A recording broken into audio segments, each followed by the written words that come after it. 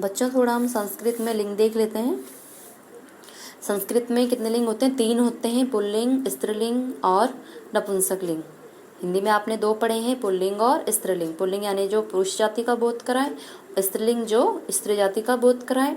लेकिन एक संस्कृत में अतिरिक्त लिंग है, वो है नपुंसक लिंग, यानी जो ना तो पुरुष जाति का बोध कराता है ना ही स्त्री जाति का। ये जैसे कुछ वस्तुएं हो गई, पुस्तकम, पत्रम, पुष्पम, कमलम, वायुयानम, ये अन्य ना तो पुरुष जाति में आती है ना ही स्त्री जाति में आती है, या फिर जो गतिमान नहीं होती हैं वो आती हैं नपुंसक लिंग में। हवा, पानी गतिमान है वो नहीं आएंगे नपुंसक लिंग में। अब देखो जैसे पुल्लिंग देखो, लिंग भी 3 होते हैं और वचन भी 3 होते हैं, एक वचनम, द्विवचनम, बहुवचनम। नियम है इनके अलग अलग। देखो पुल्लिंग के नियम, आपको नियम समझने हैं। अगर आप एक बार नियम समझ जाओगे तो आप हमेशा पहचान जाओगे कौन सा पुल्लिंग है, कौन स्त्रीलिंग है और कौन नपुंसक लिंग है।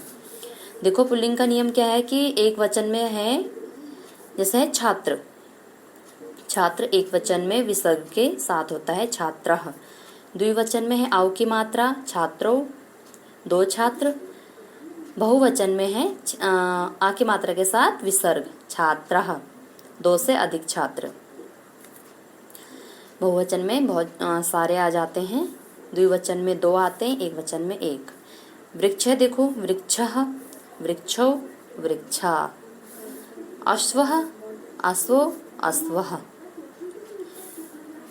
1, 2 और यहाँ पे 2 से अधिक आ जाते हैं, कितने भी आ जाते हैं। तो एक वचनम, द्विवचनम, बहुवचनम।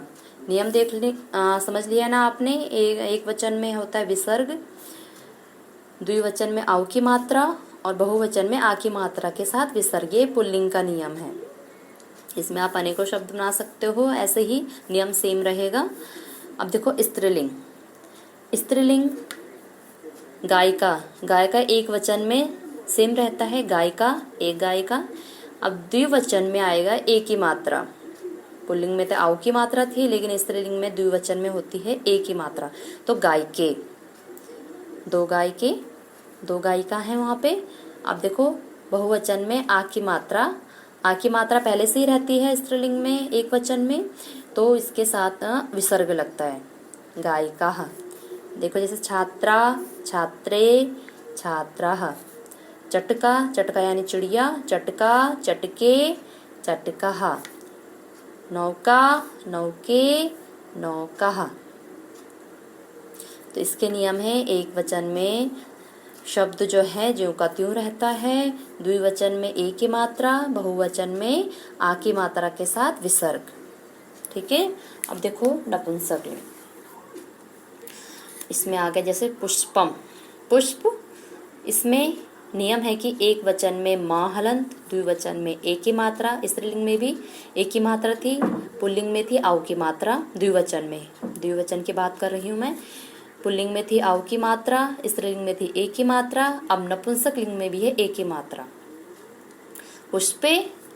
अब देखो बहुवचन में है आ की मात्रा के साथ छोटे नी, तो पुष्पाणी। अब आप कहेंगे यहाँ पे नी है तो नी कैसे आया? यहाँ पे होता है अगर किसी शब्द में र हलंत हो गया या तो फिर श, अगर ये दोनों आ रहे हैं अंतिम या पहले वर्ण में, पहला अक्षर या अंतिम अक्षर ये होता है, तो वहाँ पे नौकाणी हो जाता है संस्कृत में। देखो जो कंदुकम, गेंद, कंदुकम, कंदुक की है कंदुकम, कंदुके, कंदुकानी। ठीक है। ग्रहम, ग्रह,